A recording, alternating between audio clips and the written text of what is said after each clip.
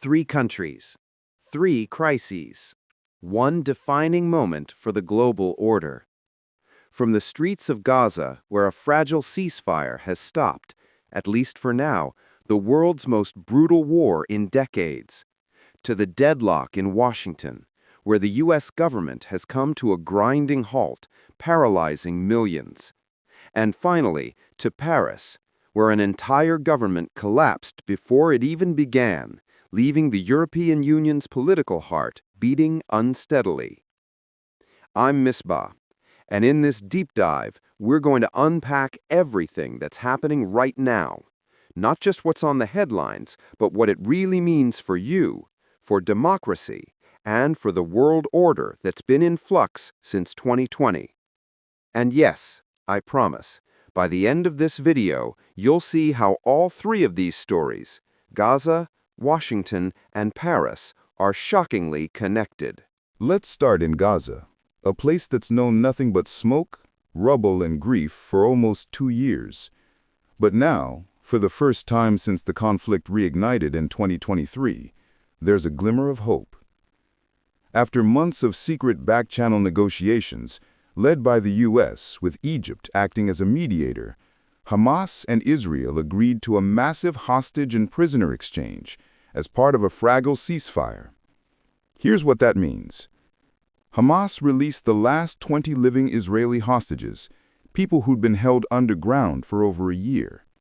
In return, Israel began freeing hundreds of Palestinian prisoners, many detained without trial. And for the first time in months, the Israeli Defense Forces have partially withdrawn from parts of Gaza, though they still control more than half the territory. But let's be real, this isn't peace.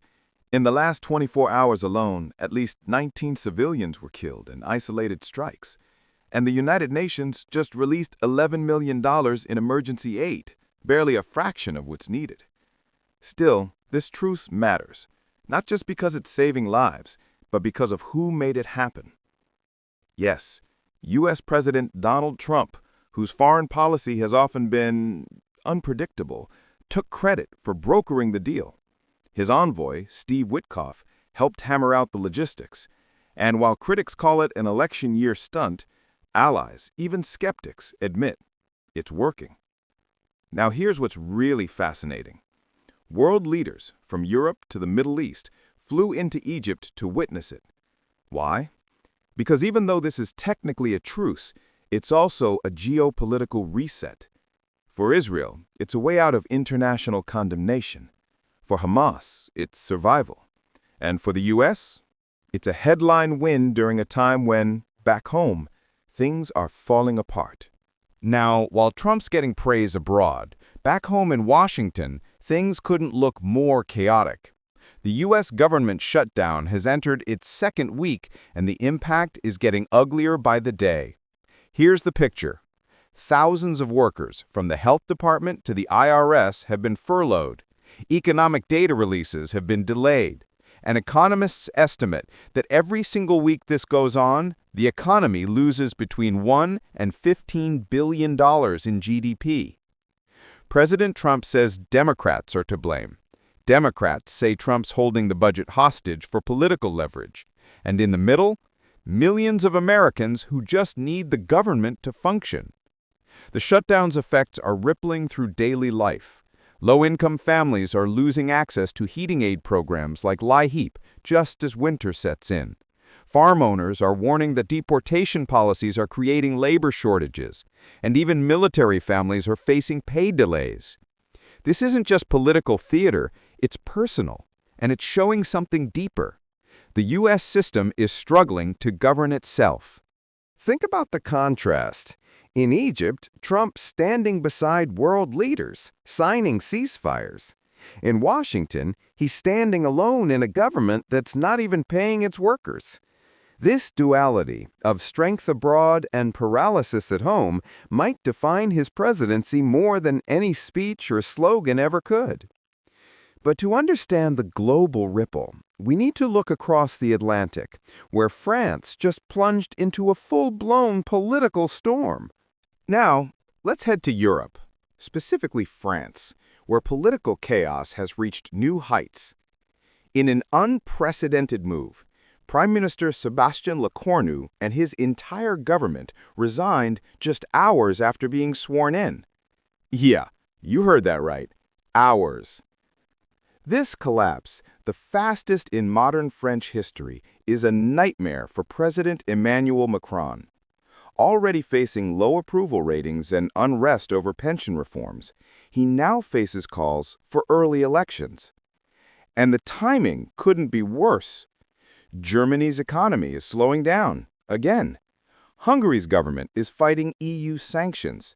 And across Europe, populist parties are gaining ground. France's instability matters, not just for the French, but for the European Union itself.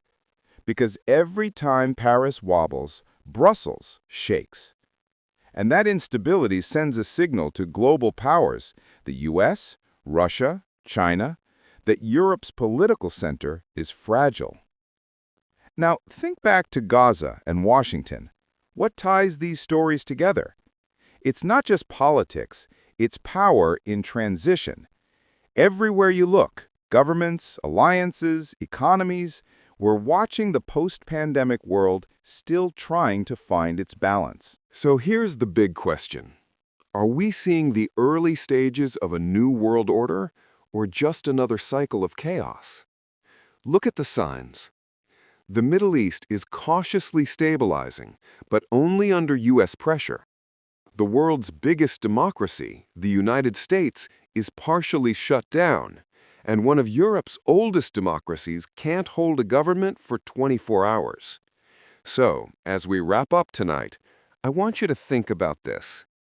If peace in Gaza depends on politics in Washington, and if Europe's strength depends on a single government in Paris, then maybe the future of the world isn't shaped in one capital, but in how all of them stumble and stand again. I'm Misbah. Thank you for watching this global analysis. If you found this deep dive valuable, hit that like button, share it with a friend who loves politics, and subscribe, because the next few weeks, they're going to change everything.